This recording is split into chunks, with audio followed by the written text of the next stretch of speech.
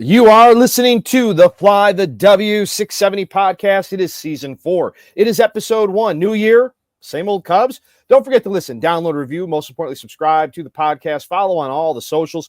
Fly the W670 on Twitter, Instagram, and Fly the W on Facebook. Or you can email us, flythew670@gmail.com. Well, look who's back. Crawly has returned from parts unknown that he's about to tell us all about. Yeah, man. I went to Costa Rica. It was an absolute blast. It was weird, Dustin, because for over 20, probably 25 years, whether it was blogging or podcasting, whenever I've been talking Cubs, this was a 2-week break where I was just kind of in Costa Rica messing around. But the funny thing is, I did this ATV tour, right? In the middle of the jungle, flying through mud pits and all this stuff. And we're sitting there, and this is my wife and daughter. But as we're sitting there, the guy sees my Fly the W tank top that I'm wearing, and he's asking me about it. I'm like, oh, it's for the Chicago Cubs. And the first thing he says to me, he goes, Sammy Sosa? Sosa, right? Yeah. You know, even today, and this was a younger kid, man, even today, all these years later, man, there's, all you got to do is say Cubs and someone's going to know Sammy Sosa. So it was a great trip, but I missed doing this, and I'm excited to be back talking Cubs. And that Cub convention, Dustin, is less than 2 weeks away. Yeah, right around the corner, right? So I'm ready to jump back into it, man. But hey, did the Cubs make any big moves while I was gone? Short answer, no. Thank you very much, Jed. Long answer, they did make some depth moves, and there isn't anything wrong with that, Dustin. But Jed still hasn't spent any of those Cody Bellinger bucks at $25 million. I appreciate him not making a big move while I was out of the country, but tick, tick, tick, Jed, Yeah, there's some work to be done still. There's no doubt about that. So let's get into it. Let's talk about what they have done. Let's talk about some of those depth pieces we just mentioned. Yeah, this was a funny one when I saw this one here. How about this? Matt Thaiss. Welcome to the White Sox. What if you forgot, Matt Thaiss, the Cubs got him for cash from the Angels on November 20th. So the Cubs gave cash to the Angels in exchange for Matt Thaiss. This is before, they signed Carson Kelly as the backup catcher, all that. But they don't really have like massive catching depth in AAA right now. So, I mean, that move made sense. But now a month later, he's gone. So, Dustin, what was your favorite moment of the Matt Thaiss era? Trying to scratch my head and figure out why he was even here in the first place, right? It was just an insurance piece, man. And so the only thing I'm really thinking now is that they really want to give top prospect Moises Ballesteros more time behind the dish in Iowa. The Cubs also signed veteran catcher Carlos Perez to a minor league contract as a depth piece. I mean, maybe they like Perez better. I mean, this is not a big thing, but these are those depth moves that we're talking about. God forbid Miguel Amaya gets injured or something happens, right. It's just one of those guys that's going to come up there and maybe they don't feel that Moises is ready behind the dish. No question at the plate. I have no question that guy's going to be able to hit. It's just a question of, can he catch at a regular basis at the major league level? And we know how much the Cubs are into run prevention. And so you need a guy, you can't have a guy that can't frame pitches, that can't, be comfortable calling a game with catchers. That's Miguel Amaya. That's his strength. So that's really what we're looking at there. How about this? A little bit before New Year's Eve. Oh no, Matt Mervis. Look at those ugly pastel colors if you're watching on 670 The Score. Matt Mervis, welcome to Miami. Matt Mervis goes to Miami. In exchange, the Cubs get Vidal Brujan, who sounds like a 1980s shampoo. If you don't look good, he don't good look. Vidal Brujan. I think I outdated myself with that reference. I know you got it, Dustin. But here's the thing. Mervis was both players had great numbers in the minors, but never made a really big impact at the big league level. Mervis was the Cubs minor league player of the year in 2022. He had a 984 OPS, 36 home runs, and 119 RBIs in 130 games across High A, South Bend, Double A, and Triple A. He was the lone player in minor league baseball with at least 35 home runs and 40 doubles. But Dustin, it just didn't happen when he got his opportunity in the big club, unfortunately. I'm going to say I was disappointed. This is where we talk about Matt Shaw. This is where we talk about what happened with PCA and Amaya, is that there's going to be struggles. Right. And I felt that the Cubs sat there and they signed, if you remember in 2023, they signed Trey Mancini and Eric Hosmer, big free agent bus, right? So Mervis played 27 games for the Cubs in 2023. So he never really got an opportunity to kind of get involved. Now, maybe there's something that they see. I know they talk about his bat speed and stuff like that. He only slashed 167, 242, 289 with 3 home runs and 32 strikeouts. But again, he never really got that chance. Maybe there's something he didn't like. He only played 9 games for the Cubs in 2024 and did even worse. Right. I mean, maybe listen, it was a fun story. I know we had Matt Mervis on the show. His dad was on the score a couple of times. The family, at Wrigley cheering their son on. Unfortunately, it just didn't work out. And, maybe this is a situation we're going to get into Vidal's stats here in a minute where just a change of scenery is going to end up helping both these guys. 100%. I agree with you. And so with Vidal Brujan, he's another guy. At least he has more MLB experience. He made his debut for the Rays in 2021, went back and forth between the Rays and their AAA affiliate in 2022-23, traded to the Marlins last season, slashed 222, 303, 319 in 102 games. So he's definitely not a guy that's going to get on base a whole bunch. But he is extremely versatile, Dustin. Take a look at this right here. He has made starts. And not just a few. He's made a decent, in second base, he's made 63 starts, shortstop 33, right field 19, center field 10, third base, he's made 9 starts.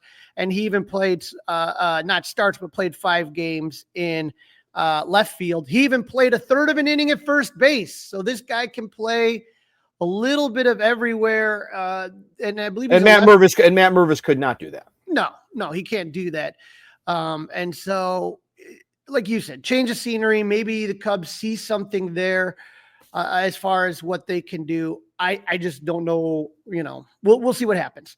The last move that the Cubs made was on New Year's Eve as they signed veteran free agent Caleb Thielbar right here.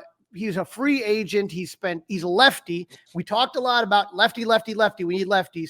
Played 8 seasons coming out of the Pens. He pitched really well in 2021, 22, 23, struggled in 2024. He had a 5.32 ERA in 59 games for the Twinkies, 3 saves, 10 holds. He gave up 6 home runs. He did issue the 24 walks in those 47 in a third innings pitch. But again, you don't like to see that in a guy coming out for a leaf. No, you don't. And the question is, what went wrong for Thielbar in 2024? And that's, I think, what the Cubs are going to try to figure out, see if they can kind of put something together. And, we'll see what happens. But again, lefty piece, we get a lefty bullpen arm. And so at least they're trying to address that issue. It's weird, Dustin, how the reliever market just has not moved at all. When you take a look, not at all. No, when you look at all the top, draft, free agents on the market, and you take a look, essentially everybody, most of the top, and we'll talk a little bit later when we talk about the hot stove moves. Most of the best free agents are gone except for relief pitchers. So there's still moves to be made there. Now, there was a move that kind of surprised a few people. The Cubs were mentioned in a Korean newspaper outlet as one of the teams interested in the services of Hae-Sung Kim. The Cubs, Seattle, the Angels, Padres, and Dodgers all made offers as when he was posted. He had one more day to decide. He was a left-handed utility man with speed. So you could see that the Cubs are trying to address that depth. They're fine in outfield, but they're not sure what they want to do with the infield. But Dustin, I know you're going to be shocked by this, but guess what team Kim ended up on? The Dodgers. I mean, just seriously, can we? Right. I mean, they just need more, right? That's all they need. More. Nobody's saying this is the next, version of Ben Zobrist or something like that, but it's just come on. And you know who recruited him was Shohei Ohtani. He obviously they're not the same background. Kim is Korean and Ohtani Japanese, but they had some sort of connection, and Ohtani recruited him. And everyone complains about the $800 million to Ohtani. It seems like it's paying itself in spades, right? Now, speaking of Asian players, the Cubs are still in the hunt for Japanese right-hander Roki Sasaki. It's just, Dustin, it just makes me nervous because all the eggs are in that basket, right? I mean, there is one okay free agent pitcher left, but you get Sasaki, it changes the Cubs 2025 outlook. You don't. Oh, yep, very much so. But again, all your eggs in this basket. Joel Wolf said 20 teams submitted presentations to express interest, which featured PowerPoints, short films, books. I like this, Dustin, in person. And we know the Cubs went to California. That doesn't say the Dodgers have the advantage, but they were going to do all their meetings out on the West Coast. And then in the second round, they're going to do in-city meetings. Let's hope this weather changes before that happens. Right. But in-person team meetings were limited 2 hours per Sasaki's request.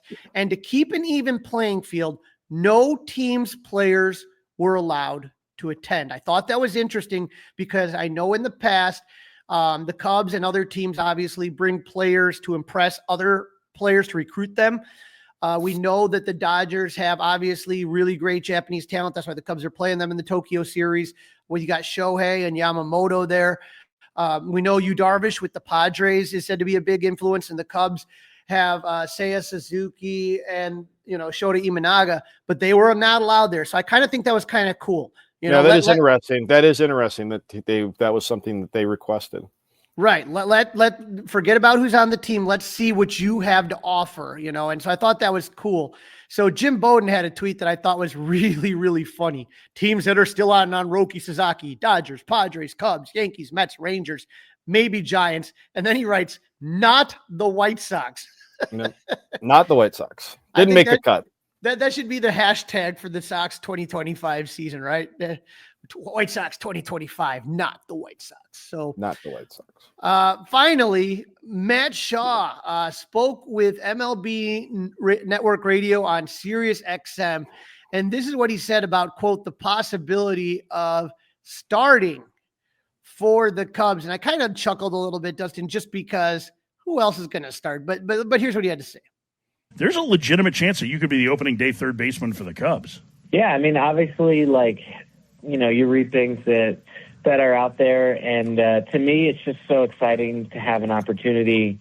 Of course, that's all I could ever ask for is for them to say, hey, there's an opportunity for you to earn this position at third base. And, I'm really, really blessed in a lot of ways for how everything worked out, and I'm really excited for the spring. I think it's going to be, it's just amazing. It's a lot of excitement. It's going to be a lot of fun.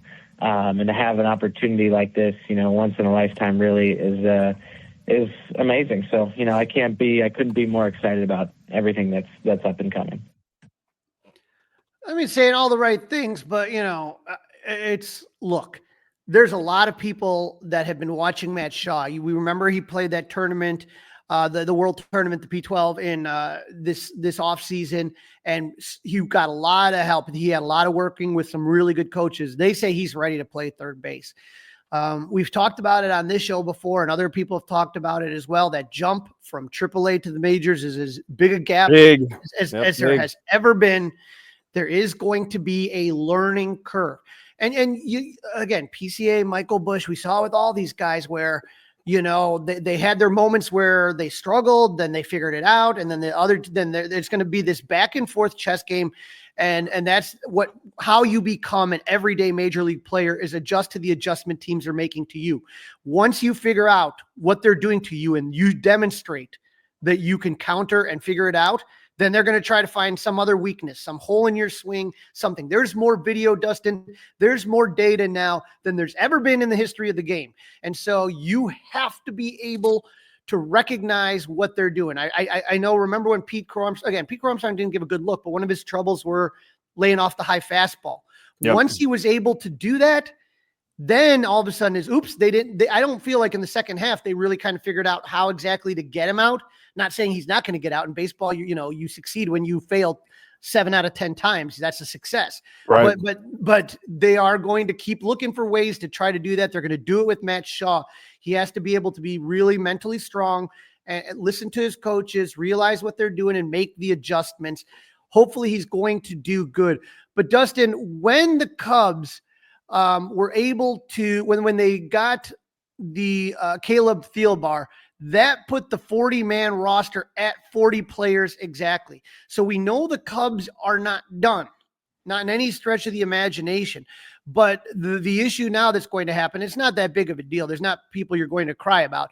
But if you get anybody else, then at that point, somebody's going to have to get let go.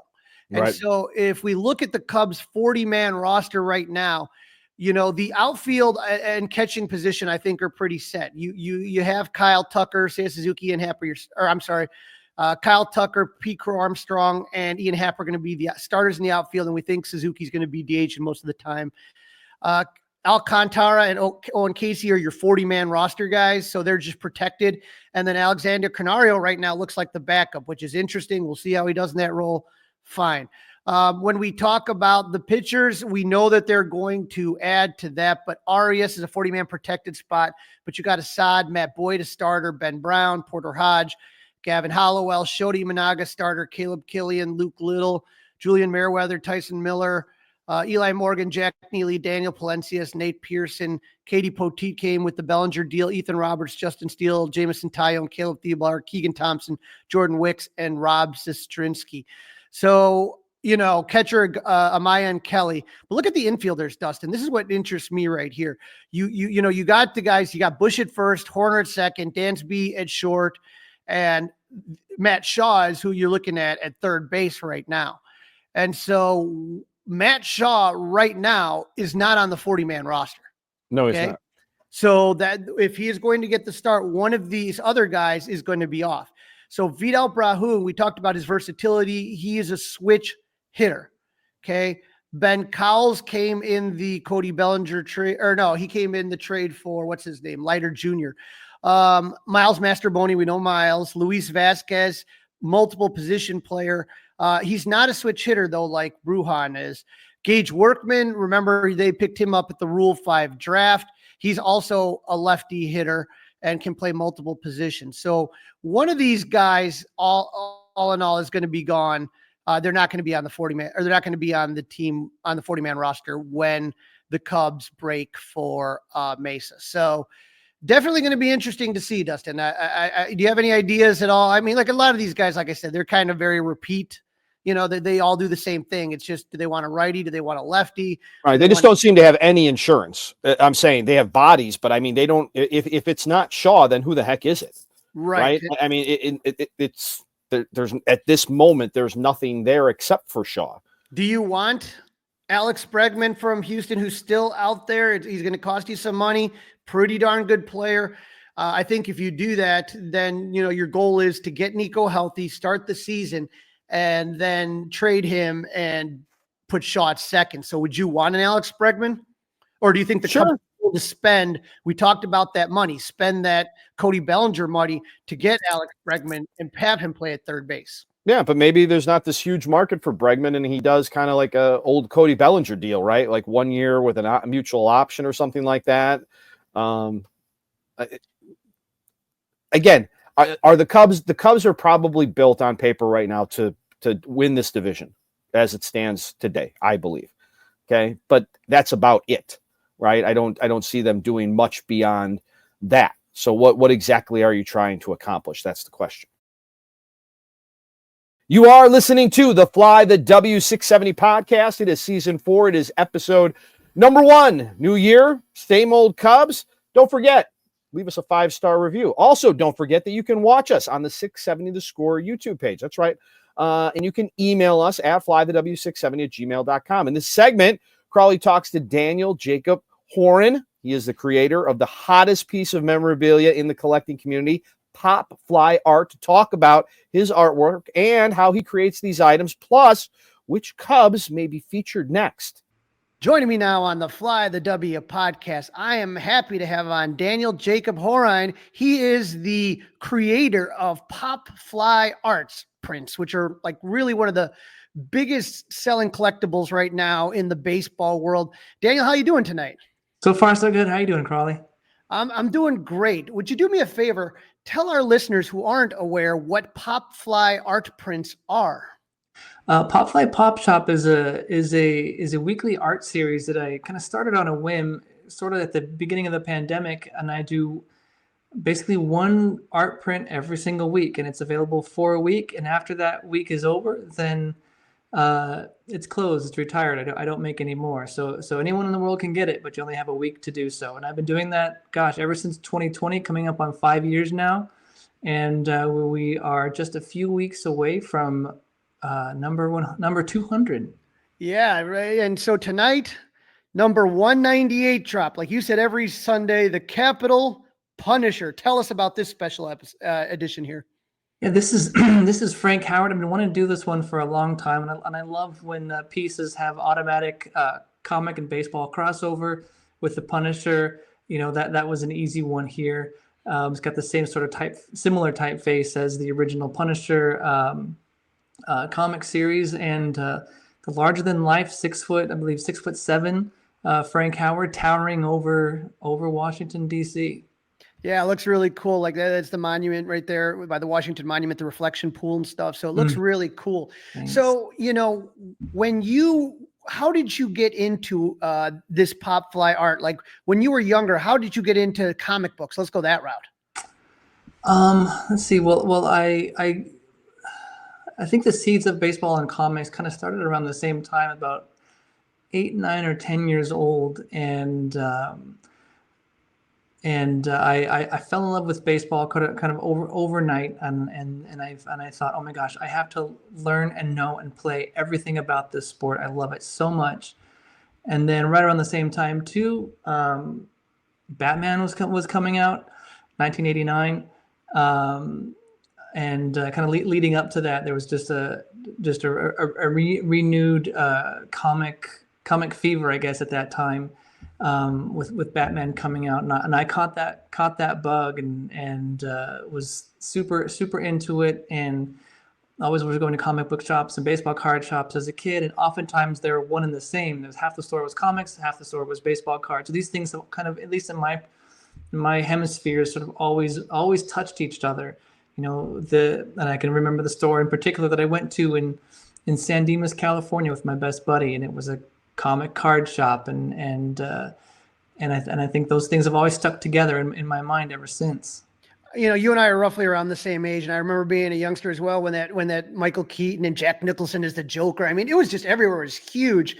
But all of it, what got you then into the retro comics? Because to me, when I look at the pop fly art prints, I say to myself, man, it's just got that old school 1950s, 60s, 70s art feel to it. Yeah, that was the stuff that I was into at the time too. Being young and into comics and not having the internet to depend on, I didn't know what was old and what was new. It was just all there in front of me, you know, in the racks. And so I just I like this one, I like this one, I like this one, like just aesthetically. And so, you know, now kind of looking back and having more knowledge, like, oh, I really gravitated to those, you know, the 60s, 70s, 80s art styles, and that's sort of what I've wanted to replicate. And my goal is to trick people. You know, I'd love for people to walk into someone's man cave and they see one of these in the wall. I don't remember an Andre Dawson comic book. When did that come out? You know, I want it to feel familiar, but it's brand new. So that's what I strive for every time. And so was it because of the different comic books that you tried to start to emulate that style as a youngster, like trying to like draw the comics yourself? Yes and no. I think when I was younger, and I have a lot of examples of this on the Instagram, is on the Pop Fly Pop Shop Instagram, is me kind of approaching baseball players and football players with the same sort of aesthetic, not really trying to make it comic books, but trying to tell a story, make them heroic in some way. And, you know, just as a kid. And then it wasn't really until I was much older, into my late 30s, early 40s, when I started to try to incorporate the comic book aesthetic into the stories I was trying to tell. And growing up, was there a favorite baseball team or a favorite baseball player that kind of got you hooked to the game? Absolutely. Like many have their heroes from WGN, I had my hero from TBS. Dale Murphy was and is my favorite player. And Much like there's Cubs fans from everywhere, there's Braves fans from everywhere because of those stations, and I loved Dale Murphy and still do, and yeah, he was my guy. And what was it like to be able to create that Dale Murphy pop fly art? It's always a pinch me moment. I've chosen to never become desensitized to how cool this is and never take it for granted. Got into this much later in life. Pop fly didn't start till I was in my 40s. It's just, I am still 10 years old with just several decades of experience. And I'm enjoying my time with Dale and all the other athletes I've gotten to work with. So you said, 2020 roughly, is when this kind of got started, and June 12th, 2020 is the big date. And here we go right here. Will the Thrill. That was your first pop fly art. Is that correct? That is correct. Yes. Oh my God. Now I will tell you, Will Clark brings some bad memories for Cub fans because of that NLCS or when the NL championship, NLDS in 1989, Cubs versus the Giants. He absolutely went on a tear. So how did that come about? How did you put this together, this idea, and as Will Clark being the first one? Well, before Pop Fly, there was no Pop Fly. Even before Will Clark, there was no Pop Fly. It was just what led me specifically to that one is I had done a couple just some digital sketches that combined baseball and comics. I think I did a Bo Jackson one and Ken Griffey Jr. and Dale Murphy, and that was about it. And people seemed to enjoy what I was doing, and I enjoyed making it. It's like, okay, well, maybe there's something to this. So I did a few things in that style, and I had an art friend, an internet friend, Bill Cormalis Jr. I think he goes by Modern Baseball Art on Instagram. He says, how about we do an art trade? I'll do Dale Murphy in my style, and I'll trade it for you for Will Clark, his favorite player, in his style. I said, sure, no problem. Let's do that. That sounds like a lot of fun. So I got to work on it, and this is in 2019. Right around the holidays of 2019 or beginning of 2020, my father passed away. The pandemic started, so that just went away. The art project, just sat on the shelf for several months, and I got it out several months later as I'm kind of reflecting and dealing with my father's death, and just kind of doing what you do when you lose someone important like that. There's a lot of reflection, especially with your dad, and thinking about the way we connected, which was baseball, and kind of in that reflection, I kind of dug out this old file of mine with Will Clark. Oh my gosh, I forgot I even did this. Let me finish it, and kind of on a whim, I just threw it up on my Instagram page too. I know I did the art trade, like, here you go, but I thought, I'll do one of these. I'll make it available for a week, and see what happens. And like I was mentioning, there was no Pop Fly, and that was just me putting something out into the world and seeing what would happen. And a small handful of people got it, which was amazing. And sort of in that first week while that was up, all the pieces of kind of what Pop Fly became kind of just kind of snapped into place. Like, I think I can do this every week, and I will continue to make them for a week. And I've got this aesthetic going, and I like it. So let's just keep going. No plan, no anything. It's like, well, this went well, so let's continue as long as it continues to go well. And now we are almost 200 pieces later. It's just unbelievable. And again, out of a tragedy, out of the loss of your father, how interesting that this kind of comes about, a whole new career for you, almost it's one of those like goosebump moments, because I can tell you, me and my dad, that's how, we always connected through baseball as well. And I'm sure there's a generation of kids like us that, multiple generations of kids like us that grew up with their dads and baseball. And so when did you start to realize this is something, I got something special here? This could be a career? That's a good question. I think there's been several important milestones along the way that have been significant that feel like something. And I started this in June of 2020, and I sold just a small handful to and I said to my wife, like, oh my gosh, I sold a piece, and I said, we might be able to pay our gas bill with this. And it was so outlandish to me that art could do that, could pay a very practical thing like that. Not even on my radar, like, oh, I'm going to quit my job and do this.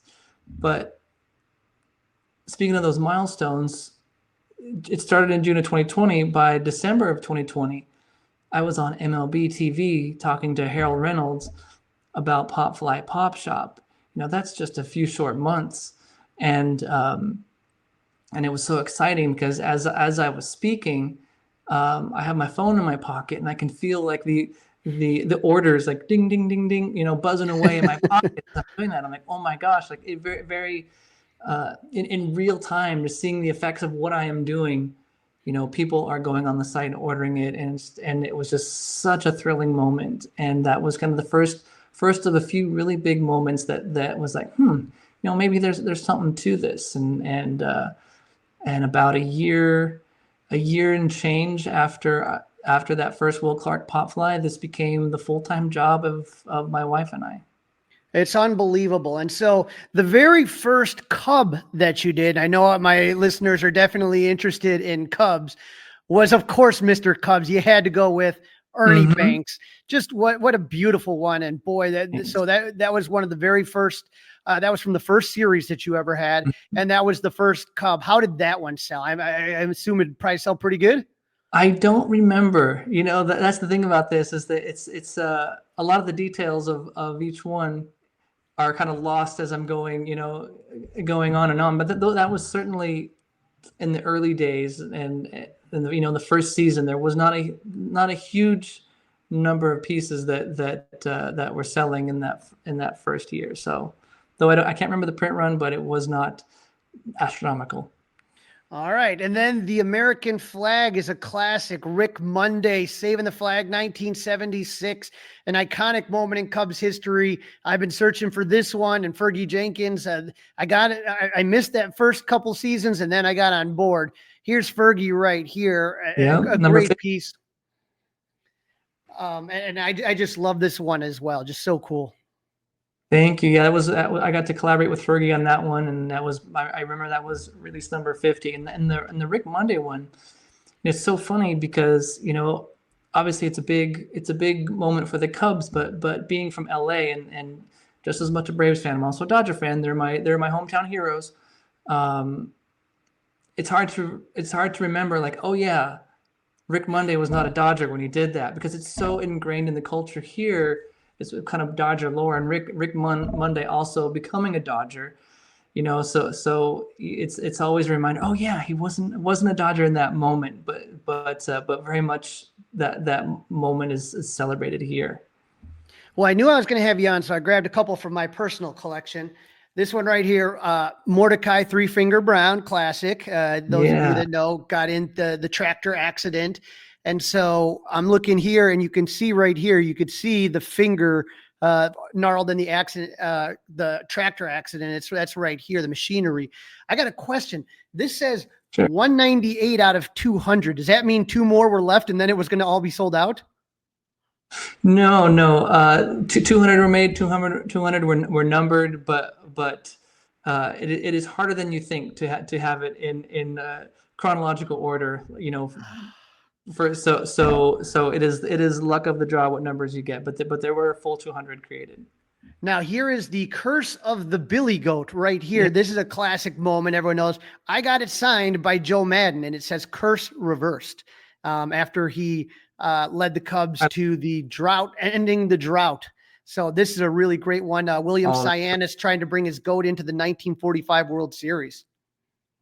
I love it. It's so cool that you did that too, and that's one of the things I've really enjoyed, is the way people have used these to tell their own stories, like the way they display them. They have whole rooms and displayed display cases or areas based, around these things, or they'll have all the Cy Youngs they can find to autograph the Cy Young piece, or what you did with the Curse of the Billy Goat, and some others have gotten the Curse of the Bambino signed by different, Red Sox and Yankees players. And so it's been really cool just to see how people are kind of making their own art, kind of telling their own stories, using my work as a starting point. It's really cool.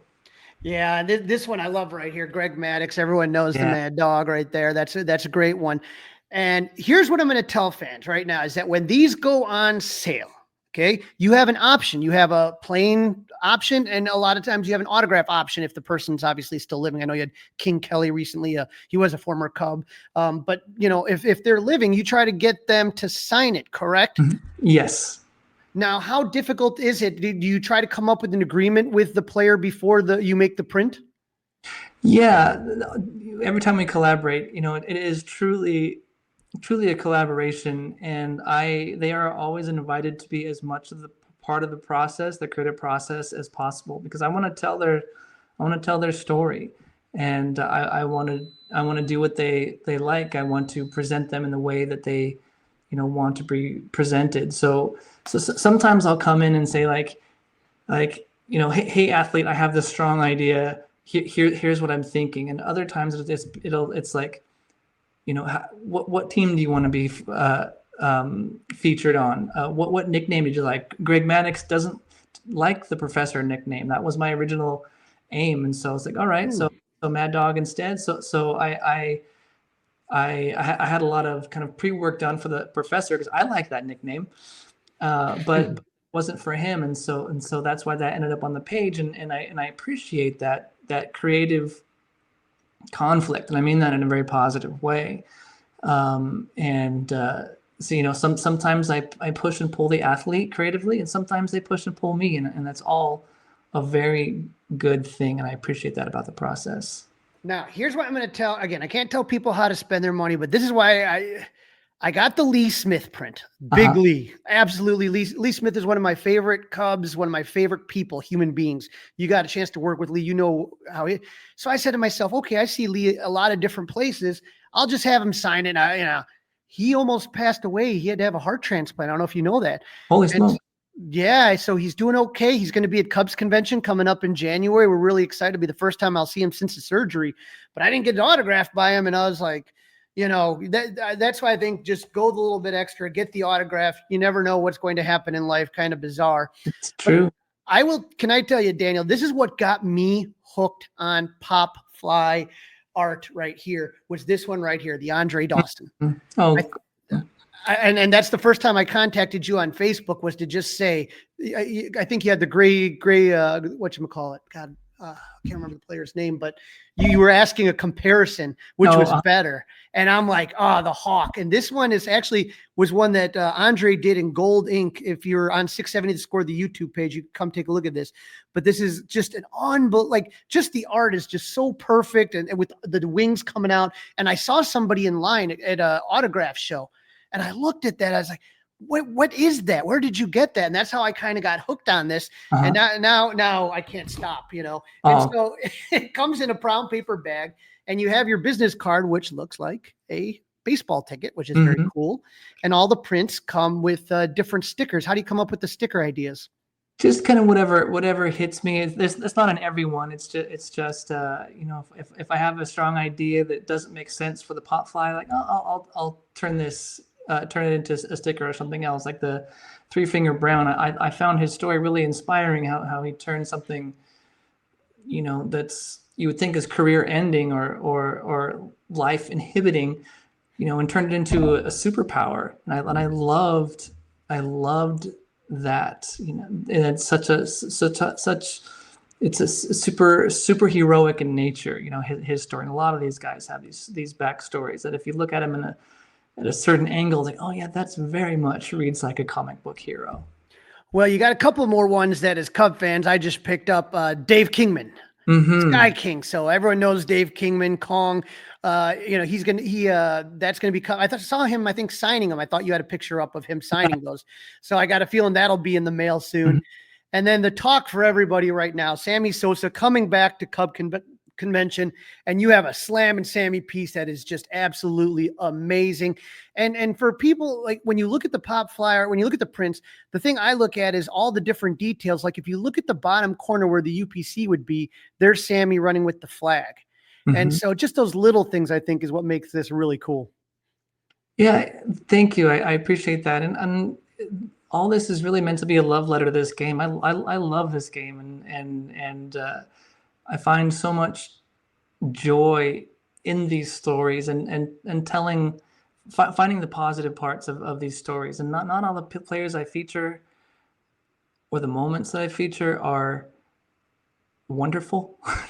And for lack of a better word, or free of controversy, but I just love this game so much, and I want to find the joy. I want to find the positivity. I want to bring the best out of each piece, the best of what the game has to offer. Like I want to find those moments and put them on the page.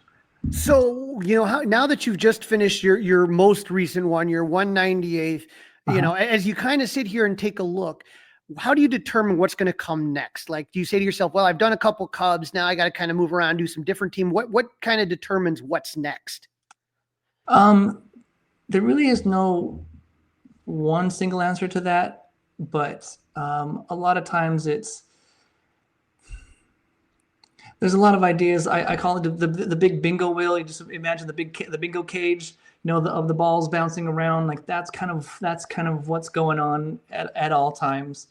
Is that and so sometimes it's inspiration, sometimes it's just like I really need to have something done, and so I was like, I'm gonna do this. I'll pick something, and then I don't wait for inspiration. I will just show up and I will find and dig and find the story I need. Other times it's opportunity. Sometimes I'll hear like, oh, this athlete would like to do something with you.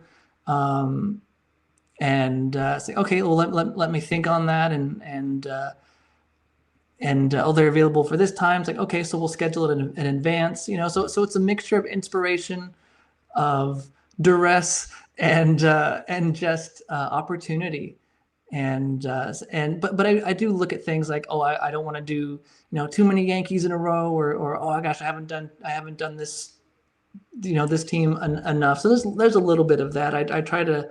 I don't want to tip it too much one way or the others, but it's not that's not the driver really. Now you're very active on social media, and there's a huge pop community. There's Facebook pages, your Twitter, your Instagram. Do you get a lot of suggestions from people saying, oh, I want this, or you got to do this next? And do you ever kind of take those into consideration? Oh, absolutely. I always say that commissions are closed, but suggestions are free. And I love asking people what deserves to be on this? What weird story do you know that I don't, that needs to be on these? And that's been a huge source of inspiration for me. Like the yips. I did a piece based on the yips of all things. Not a lot of yips fans out there. But someone mentioned, why don't you do a player with the yips, and so that got me thinking, and though I didn't devote the piece to a singular player, just rather than the idea of the yips, it came from a suggestion, and so many people have suggested the Disco Demolition Night, and then one person resuggested it probably for the 20th time I had heard it, and I was like, that's a good one. That's what I'm going to do today. So it was suggested 20 times, but it was the one time like that hit, like, it's time for that one right now. All right. So without a commission, I'm going to pitch a couple to you here. These are some, when I look at my Cubs collection and I'm like, what am I missing? Yeah. We're going to go this route, right? Obviously, for a lot of us in the 80s, you mentioned the Braves. For us, WG and the Cubs, Harry Carey, big one. People love Harry Carey. One guy that's forgotten, Rick Russell, with a great nickname, Big Daddy. Classic character. Rick Sutcliffe, the Red Baron. That was his nickname, the big red beard and all that stuff. A lot of fun. Now we have another professor, Kyle Hendricks. I don't know if you're into that guy. Billy Williams. When I think of all the great Cubs that you've done, as far as Ernie and Fergie, Sweet Swingin' Billy Williams, classic. Javi Baez and some sort of magician as El Mago. Now, the Sandberg game, Ryan Sandberg, 2 home runs off Bruce Sutter, one of the most famous moments in baseball. There's, I talk, when you hear Bob Costa say it, there's not too many players that have their own game, but the Sandberg game would be one that I think Cub fans would just absolutely go crazy for. The Black Cat incident, 1969 Shea Stadium. The Black Cat somehow appears on the field of play, staring at Ron Santo in the on deck circle. That would be a classic. I love it. Now, here's one for you that I was thinking about. Gary Matthews as the Sarge, right? You got a couple different fan bases. You got the Phillies who kind of claim him as their own, and you got Cub fans that claim him as their own. That'd be something you'd probably talk to Gary about then? Yeah, I absolutely. That'd be the first thing I would ask. Kind of like, if and when you go to the Hall of Fame, whose cap are you wearing? It's the same thing. If you go in a pop fly, who's on your lapel there? Randy Huntley has the nickname The Rebel, which is kind of a classic one right there. And then Carlos Zambrano, Big Z is such a character. So those were a couple I dug up. I'm going to see if I'm going to put this out to everybody on Twitter and see exactly if I missed any, but I think those are some pretty, I've gave you some suggestions. You do what you want, but I promise you the second they come out, I sit there every Sunday night waiting for the drop, and then boom, if it's Cubs, credit cards out. Awesome. Thank you. It's been a lot of fun. And especially getting to know the fan bases too. One thing that's really surprised me in this process is that, I think to myself, yeah, I know baseball. No, because every fan base has such nuances and things that are really important to that fan base and really well known that kind of baseball, their other 29 teams aren't super familiar with, like Robin Yount, for instance, riding around the warning track on a motorcycle. Never even seen or heard of that before I had started this, but that's a significant moment to Milwaukee, and there's versions of that all throughout. So it's been really fun kind of just noticing and observing and finding all these stories that are significant to the cities, but not as well known outside of them. Well, I appreciate everything you do, and you've given me just something else to add to my Cubs cave. I love that combination of comic book art and baseball. It's just a genius idea, and I look forward to seeing what you do in the future. If you could do me a favor, why don't you tell our listeners where they can follow you and interact with you on social media? Sure. Pretty much any social platform. If you @PopFlyPopShop it, you'll find me, and there's a popflypopshop.com, and I think we're on Facebook, Instagram, YouTube. I should say, there's a criminally undersubscribed YouTube page. I get to talk to a lot of these athletes that I work with and interview them. We talked to Andre Dawson. We talked with Lee Smith on there, and probably about 50 other athletes. So I would absolutely recommend you head over to the YouTube page, and we usually do the interviews live as often as we can so that you can ask the questions to your heroes in real time, and they'll hopefully answer your question. Well, that's the first thing I'm going to do when this is over. Subscribe to the YouTube channel. Daniel Jacob Horine, thank you so much for jumping on. Pop Fly Pop Art, just absolutely my favorite, and thank you for joining us. Thank you so much, Crawly. It's a joy. This is the Fly the W670 podcast, episode 1 of season number 4. Same year? No, it's a new year. But is it the same old Cubs? Don't forget to download, review, subscribe to the Fly the W podcast. Leave us a 5-star review. You can also email us, flythew670@gmail.com. Watch us on the 670 The Score YouTube page. It's that time to round the bases where we will get you all the latest Cubs info and news from around the league, plus some other notable things happening in MLB. Yeah, Dustin, Fox Sports released this graphic. I thought it was interesting just because, like I said, all of this, when we talk about CubsCon, when we talk about everything that's happening now, it's you have all these different events that are going to be coming on. So you want to get your calendar out and put these on there if you don't have them right now. And the Cubs are involved in a lot of them. So when you talk about the spring breakout game, that's going to be March 13th to the 16th. I'm not going to spring training, but I was supposed to go to that game last year and it got rained out. If you don't remember, that's the one where all the top prospects face off against the top prospects for another team. So I really want to attend that. I was hoping to attend it last year. I got autographs and pictures with a lot of the cool players, that Cubs prospects. So that's exciting. Then March 18th to the 19th, Tokyo series, Cubs versus Dodgers, Suzuki and Imanaga versus Yamamoto and Ohtani. That's going to be exciting. Opening day, I will not be at spring training, but I will be at opening day in Arizona, in Phoenix, against the Diamondbacks. Dustin, just talking about the Tokyo series and opening day, I'm scared, man. I'm not going to lie to you. When you take a look at the pitching, we'll talk about it in a minute. It's going to be a rough start for the Cubs. All-Star game, July 15th in Atlanta, should be Wrigley Field. And then, Dustin, what do you think about this Speedway Classic on August 2nd? Now, for those that don't know, and I don't know, if everyone heard about it, this is the first time it's going to happen. It's going to be the inaugural Speedway Classic. The Atlanta Braves taking on the Cincinnati Reds, August 2nd, 2005, at the Bristol Motor Speedway in Tennessee. So the game, Dustin, is going to be played on the infield of the Bristol Motor Speedway. It holds 146,000 people. I mean, does that seem like a big stretch for MLB to try to fill that thing? Well, I don't know about filling it. Now, remember, that's like people standing shoulder to shoulder, right? Now you also put a field in there, right? So you got a field in the infield, but right. The seating area. Oh yeah, right. It's going to be interesting, right? I like, it's innovative. Sure, why not? I mean, listen, I have no problem with it. It's interesting, sure. Now it is, Dustin, the first regular season MLB game that will ever be played in Tennessee.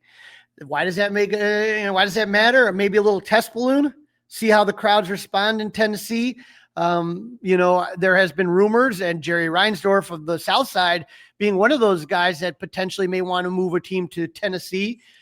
So we will see what happens with that. But I think that's kind of something that's just a little bit interesting. The last notable date that Vox mentions is the Little League Classic, which is always, I think, one of my favorite events of the year, to get the kids involved and play in that game. So that's a lot of fun. But the Cubs being in the Tokyo series and stuff like that, I think it's just going to be a great season for baseball. I can't believe it starts March 18th. It's crazy. Oh, God, I've been waiting, Dustin. I've been waiting. As far as the hot stove, a lot of action since we last recorded. Any dream Cub fans had of reuniting Craig Counsell and Corbin Burnes ended when Burnes signed a fairly reasonable 6-year, $210 million deal with the Diamondbacks. You shocked, Dustin? That wasn't like ridiculous money. That wasn't not ridiculous. Not ridiculous money at all. Mm-mm.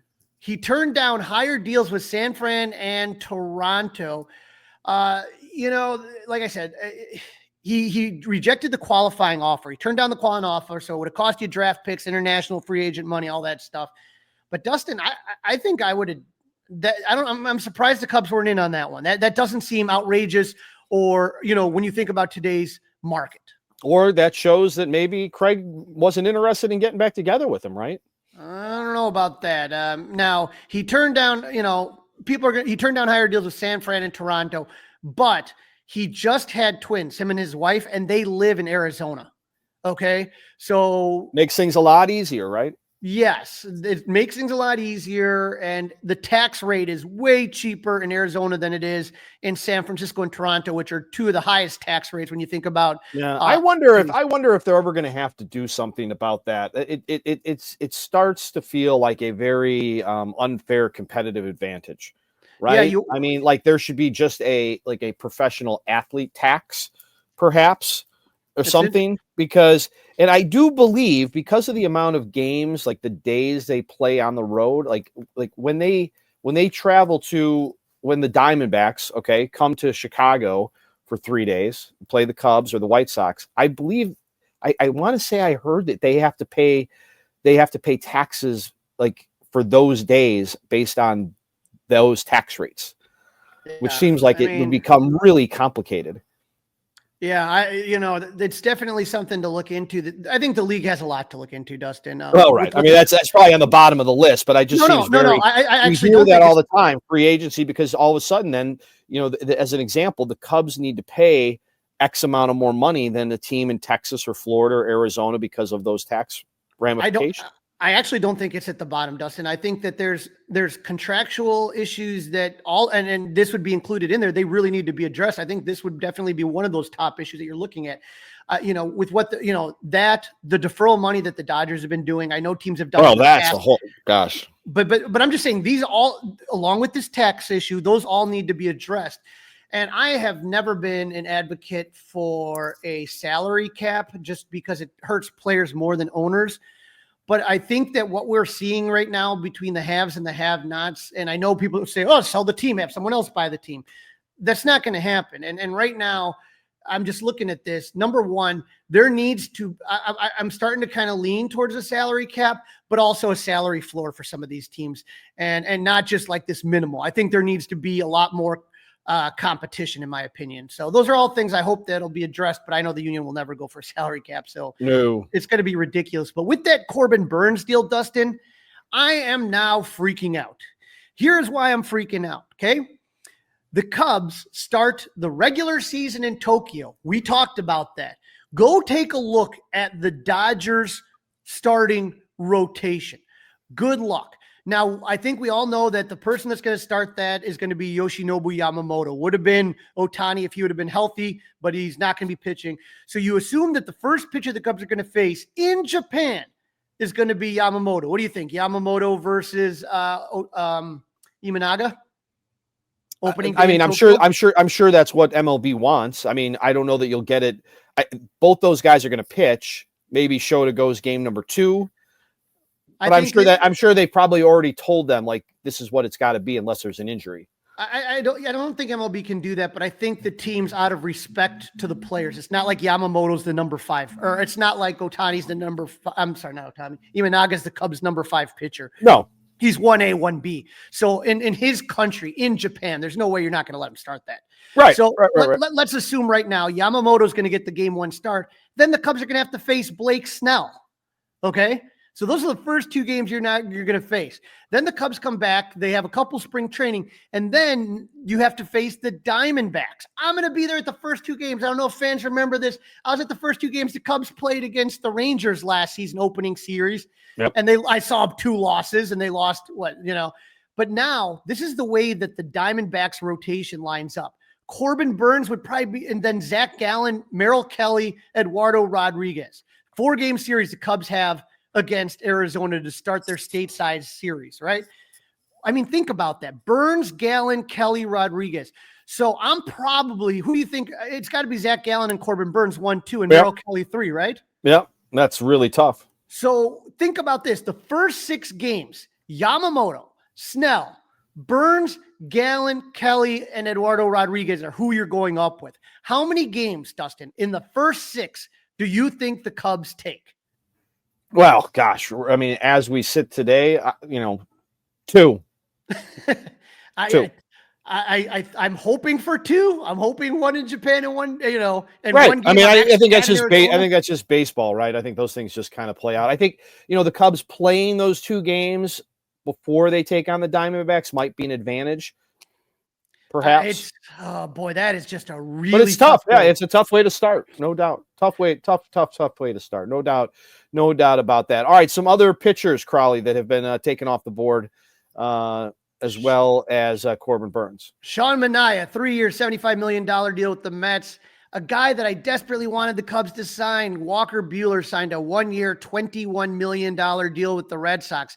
Were the Cubs in the bidding for that, Dustin? I don't know. I mean, you got the 25 Cody Bellinger money. I mean, I don't know. I'm really worried that that's going to be one that the Cubs regret not going after. Last time we talked, Dustin, the Cubs and Marlins couldn't come up with an agreement for Jesus Luzardo. Luzardo ends up going to the Phillies. Marlins and Phillies making a deal on that. Not a lot of starting pitching left on the free agent market. Jack Flaherty is the last big name that is unsigned. Do anything for you, Dustin? Try to try to get Sasaki instead. Obviously, Sasaki's plan A, but if you don't get him, Jack Flaherty was in the Athletics he was ranked number 10 free agent. Then when you go into starting pitching, you really don't get anybody until you move down towards the very bottom of their top 40 list. Nick Pavetta's available. He's 31. Andrew Heaney's available. He's 33. Jose Quintana, old Cub, 37. And then Max Scherzer's at 39. Anyone do anything for you other than Flaherty? No, not a lot of good names there. A lot of old guys. Boy, Yeah. oh And boy. I think if the teams that miss out are going to have to probably overpay for Jack Flaherty because he's going to know that he's the last decent guy left out there. Right. The first base market, though, felt like dominoes, Dustin. Christian Walker goes to the Astros. Paul Goldschmidt to the Yankees. I thought that was a great move. Josh Naylor to Arizona. Carlos Santana to Cleveland. Josh Bell to the Washington Nationals. Still available and a top 10 free agent, Pete Alonso. I have not heard a lot of, obviously. Why do you think he's still available? He must be asking for the moon.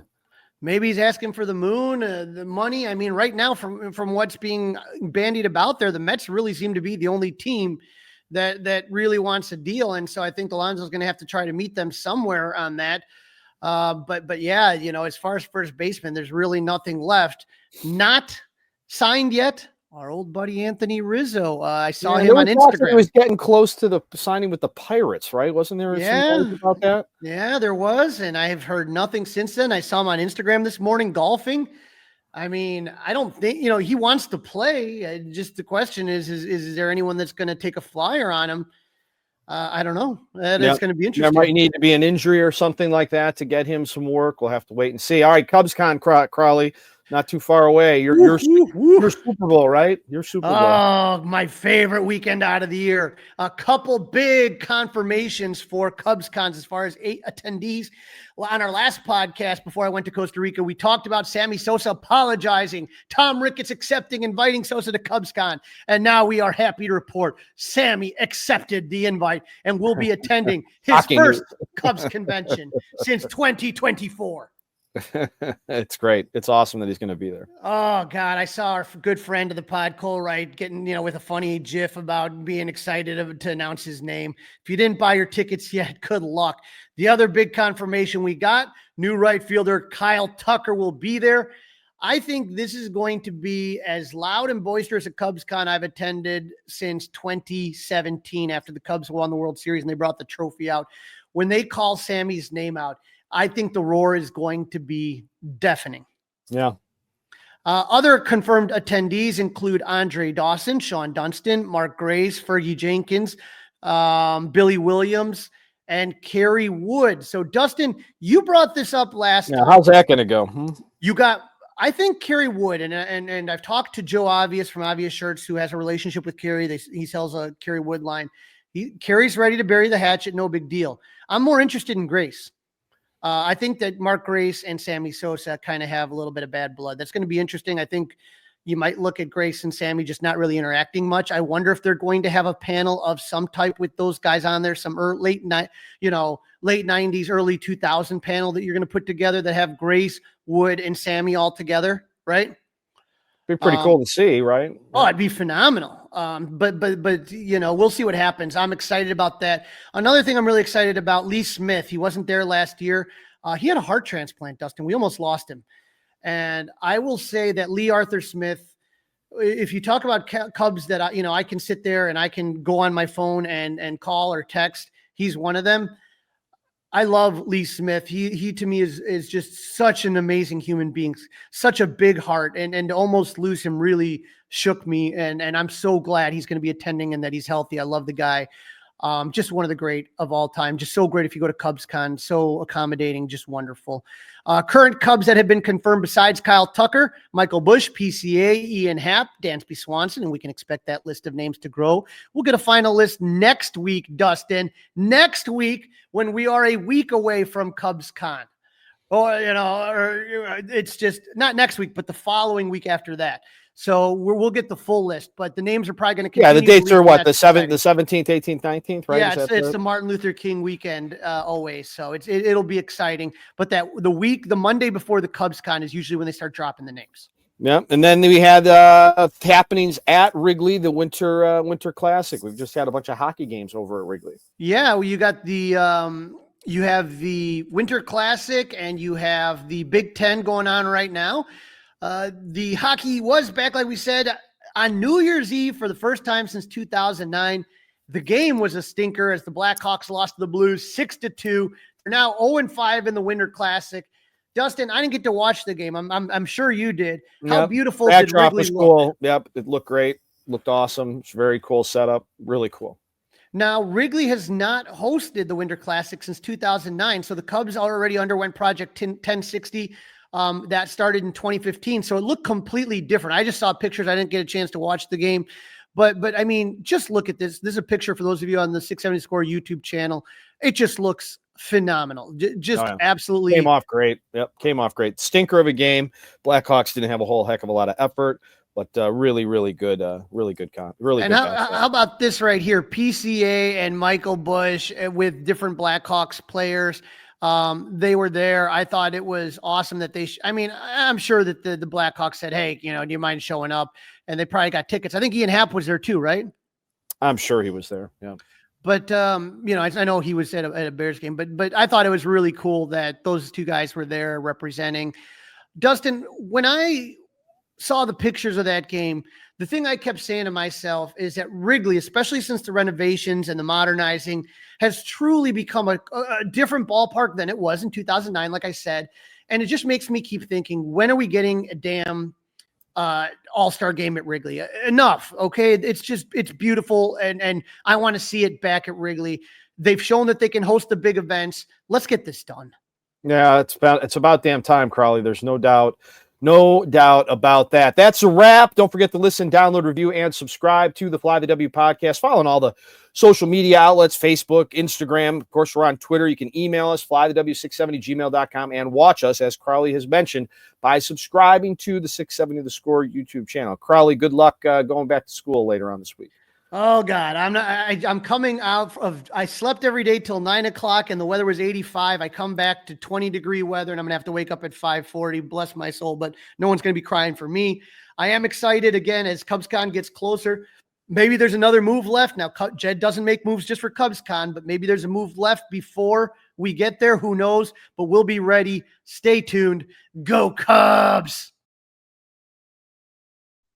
Hey guys, it's Crawly. Thanks for watching. If you enjoyed this video, please don't forget to give it a thumbs up and subscribe to our channel for more content like this. If you want to see more of our videos, be sure to check out our playlist and let us know what you think in the comments below. Also, don't forget to follow us on social media to stay up to date with our latest episodes. Links are in the description. Thanks again for watching, and we'll see you in the next video. Go Cubs!